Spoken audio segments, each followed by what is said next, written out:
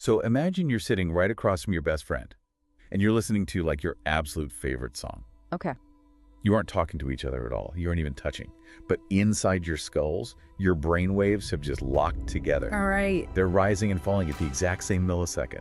It's like your brains are literally operating on the exact same Wi-Fi network. I mean, it completely shatters the illusion we have about our own minds, you know? We spend our whole lives assuming consciousness is this totally solitary experience, just locked away in the dark vault of the skull. Right, totally alone. Exactly. But you throw music and a close friend into the mix, and suddenly that closed system starts sprouting invisible wires. Which raises a really wild question for today's deep dive. Yeah.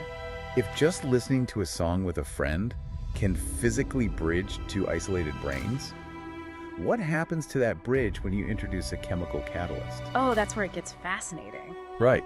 Like what happens when a substance completely rewires how the brain perceives sound? And then you point that rewired brain at a highly specific, deeply emotional hip-hop track. It's a perfect storm. It really is. So for you listening, today we are going to look at the intersection of neuroscience, psychedelics, and pop culture to understand why music holds such a, almost terrifyingly beautiful power over our memories and our relationships. That's a lot to unpack. It is. So let's start with that Wi-Fi network. Yeah. How is it even physically possible for two brains to sync up like that just by hearing a song? Well, we have to look at a recent study published in the journal Cortex. It's by Federico Kurzel and his team. Okay. They set out to measure the actual baseline of social music listening. So they put pairs of friends in a room, face to face, had them listen to music, and just monitored their brain activity. And what did they find? What they found is a biological event called interpersonal neural synchrony. Interpersonal neural synchrony. Okay, let's break down what that actually looks like on the monitors. So when you share a song you love, and the friend sitting across from you loves it too, you both experience moment-to-moment pleasure similarity. I share similarity. Yeah. Your enjoyment of the song, like the sudden spike of dopamine when the beat drops, or the chills during a vocal run, the emotional swells, Right. all of it rises and falls in absolute tandem. You are feeling the music in the exact same way at the exact same time without speaking a single word. I mean, I'm trying to wrap my head around the mechanics of that. It's one thing to say, oh, we both like this song. Sure. It's another entirely to say our brains are mathematically matching each other's wavelengths. It really challenges the old model of the brain as a standalone computer. In cognitive science, this finding perfectly aligns with a framework known as 4E cognition. Okay, I've seen this term in the research stack, but it feels incredibly dense. It can be, yeah. 4E cognition. Yeah. Embodied, embedded, enacted, and extended. Explain this to me like I'm 5, especially in the context of just sitting on a couch listening to music. Right, okay. Think of it this way. Embodied means your understanding of the music isn't just in your thoughts, it's in your body tapping its foot, or your heart rate changing. Makes sense. Embedded means you aren't listening in a vacuum. Your physical environment, and specifically the person sitting across from you, is actively shaping how you hear the song. Okay, what about enacted? Enacted refers to the subtle interactions, like a shared glance or a smile when a really good lyric hits. And so extended is the Wi-Fi connection. Yes, exactly. Your cognitive process literally extends beyond your own body. Wow. The boundary of your mind temporarily expands to include your friend. Your brain waves a line, bringing you onto the exact same wavelength. The mind isn't just in the head anymore, it's distributed across the space between the two of you. Okay, let me push back on the limits of this, though. Sure. Say I'm riding the subway to work. The guy sitting next to me is blasting a track through his headphones, and it happens to be a song I absolutely love. Right.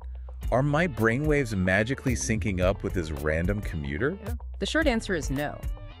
And the Cortex study is very clear on this distinction. Okay. This intense neural alignment was observed specifically in pairs of close friends. So the stranger on the subway doesn't have the password to my brain's Wi-Fi network. That's a really good way to look at it, yeah.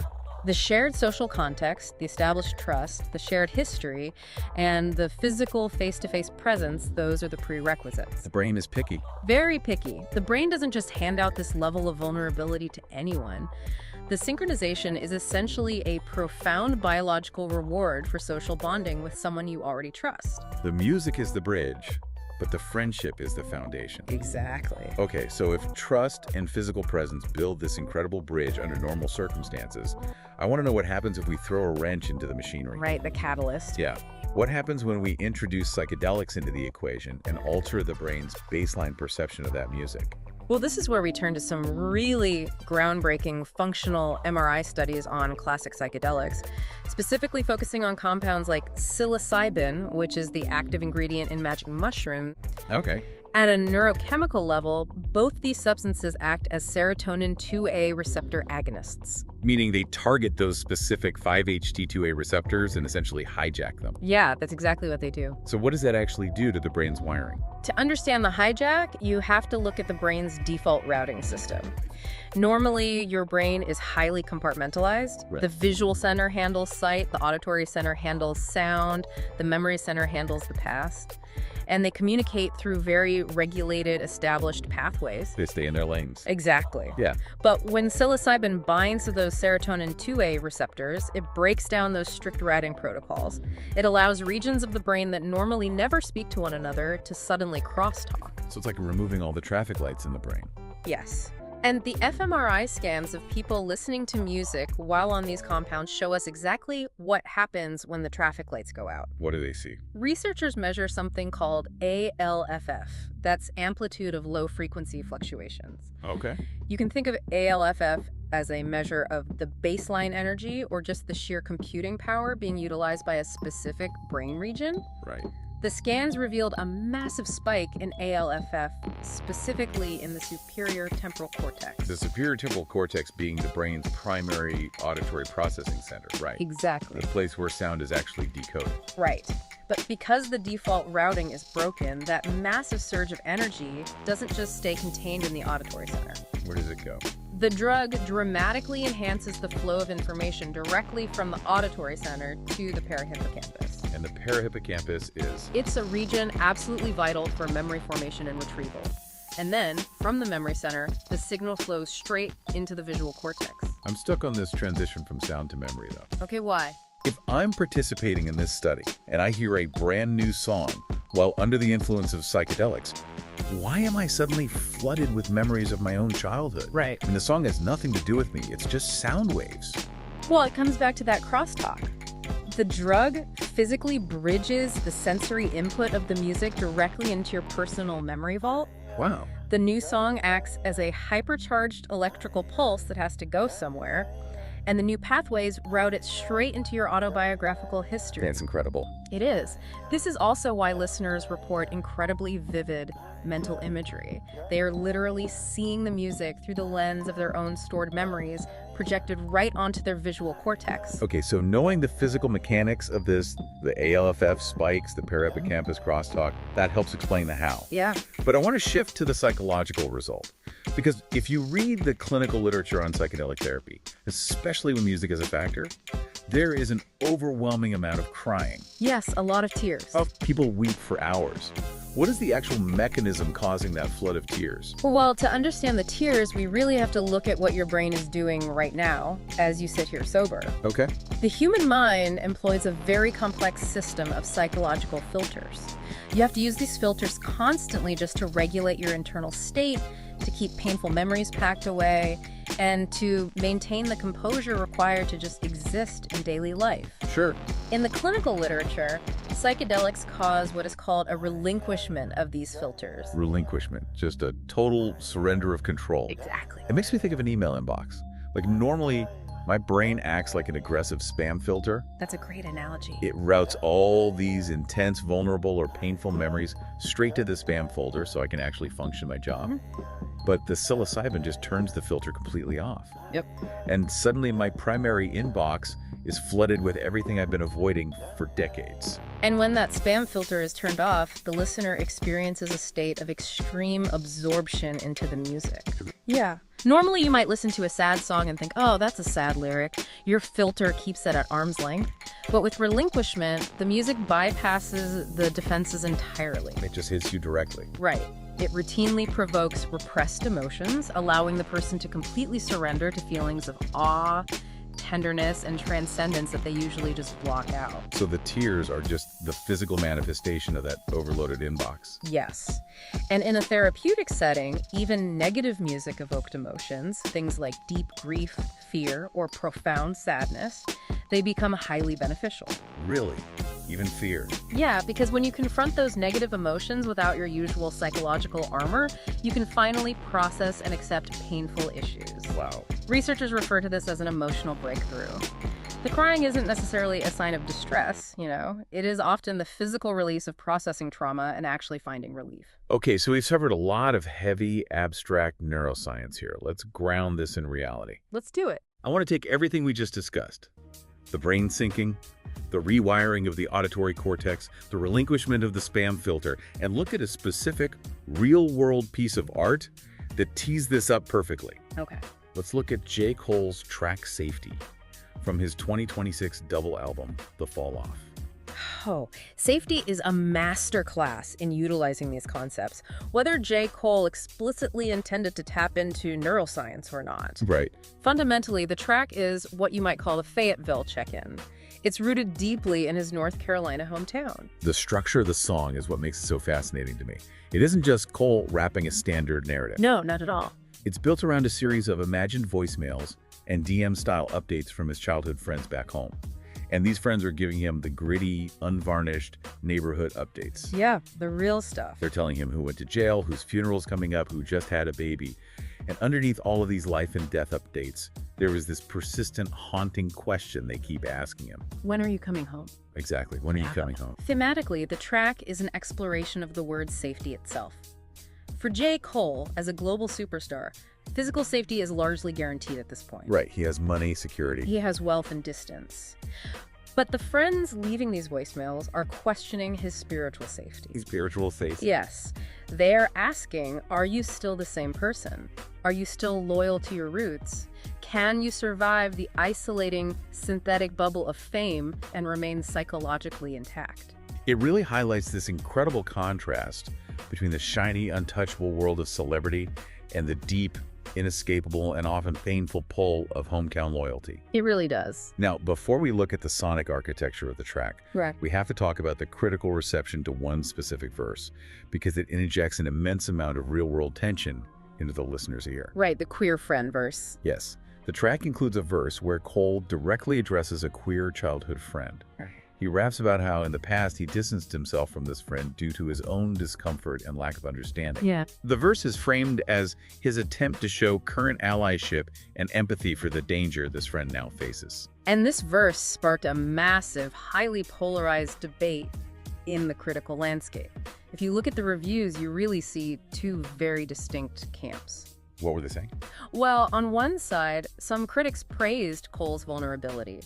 They argued that his willingness to publicly admit his past ignorance and grapple with his own prejudices was a powerful and necessary step forward for hip-hop storytelling. But on the other side, a significant portion of critics strongly condemned it. They felt the storytelling was clunky, violently distasteful, and served as a deeply inadequate, half-hearted apology for some of his own past lyrical choices. Right. And regardless of which side of that critical divide a listener might stand on, the verse undeniably adds a layer of intense autobiographical friction to the song. It definitely does. It forces the listener to confront the messy, unresolved realities of childhood relationships. And musically, Cole frames this friction brilliantly. He uses a conversational framework that directly echoes Nas's famous 1994 track One Love, where Nas was reading letters to his friends in prison. Cole simply updates that format for the smartphone era. Oh, that makes so much sense. Plus, the beat relies heavily on a saxophone sample from Queen Latifah's classic 1993 anthem UNITY. Exactly. So he is intentionally wrapping these modern voicemails in a sonic blanket of 90s hip-hop nostalgia. And this brings us right back to the psychological mechanism of the song. From a 4E cognition standpoint, those voicemails aren't just narrative devices. Right. They are literal attempts by his friends to sync back up with him across time and distance. Oh, wow. I didn't even think about that.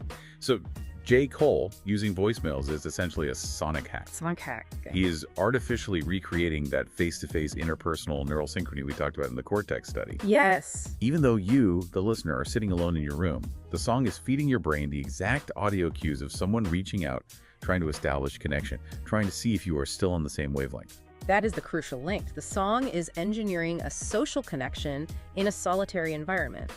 So if we put all these pieces together, we arrive at the core mission of today's deep dive. Okay, let's bring it all together. Let's create the perfect storm. We have J. Cole's Safety, a deeply nostalgic, emotionally complex song engineered to hack our neural synchrony. Right.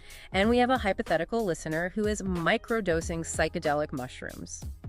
Why does this specific combination trigger a profound emotional reaction, like a true catharsis for that listener? Walk me through the timeline of the brain in this scenario. The listener presses play.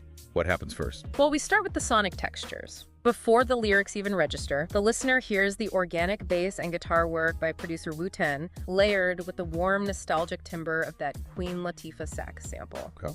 Studies in psychoacoustics show that timbre directly influences our emotional perception. The sonic bed immediately sets a mood of reflection and intimacy. It primes the brain for nostalgia. The environment is set. Yeah. Now the chemistry kicks in. Exactly. The psilocybin hits the serotonin two-way receptors, the traffic lights go out, the listener's psychological spam filter is relinquished, And the inbox floods. their defenses drop, and they enter a state of maximum absorption into the music. The energy in the superior temporal cortex spikes. And then the narrative trigger gets pulled. The listener hears these incredibly intimate voicemails. Yeah. They hear the grit, the pain, the loyalty, the question of when are you coming home. And the drug has already hyper-connected the auditory cortex to the perihippocampus, the memory center. And this is where the biological rewiring takes over. Because the brain's pathways are crossed, the listener isn't just processing J. Cole's memories of Fayetteville. Right. The song acts as a mirror. The lyrics force the listener's brain to involuntarily retrieve their own deeply buried autobiographical memories. Wow. As Cole wrestles with his childhood friends and his lost connections, the listener is flooded with vivid memories of their own childhood friends. I mean, if you've ever had a song instantly transport you back to your high school cafeteria, you felt a tiny fraction of what this ALFF spike is doing. Just a fraction, yeah. Except here, the drug amplifies it exponentially.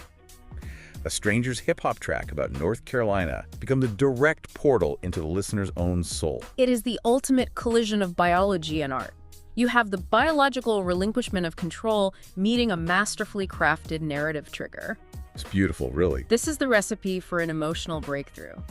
When the listener breaks down in tears, they aren't just crying for J. Cole's story. They're crying for themselves. Yes, they are crying for their own unresolved history, their own hometown, the people they left behind, the guilt, the joy. The music has finally given them permission to surface all of it and feel it without the filter. That is just staggering to think about. It really is. So, to wrap this all up for you listening, I started by looking at how music can literally sync our brainwaves with a close friend, proving that we are not just isolated computers. We then saw how compounds like psilocybin rewire the brain's routing system, turning music into a direct, unfiltered line to our deepest memories. And finally, by dissecting J. Cole's Safety, we see how a piece of art leverages sonic nostalgia and narrative to trigger a profound emotional release when our mental defenses are down. Exactly. Music isn't just sound, it is a biological bridge. It connects us to the people sitting across from us, and it connects us to the buried versions of ourselves. Which leaves us with a fascinating, almost urgent implication for the future. Ooh, I like where this is going. Well, we now have empirical proof that sharing music physically synchronizes our brains, right? Right. We also know that certain compounds, combined with specific music, can unlock our deepest emotional blockages. Yeah.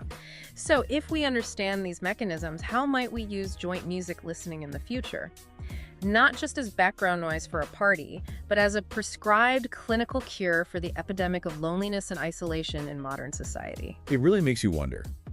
If we can use music and medicine to turn off the spam filter of our own repressed emotions, maybe we can finally realize that the dark vault of the skull isn't a solitary fortress at all. Not at all. It's just one node in a massive, beautiful network, just waiting for the right song to connect it to the rest of the world.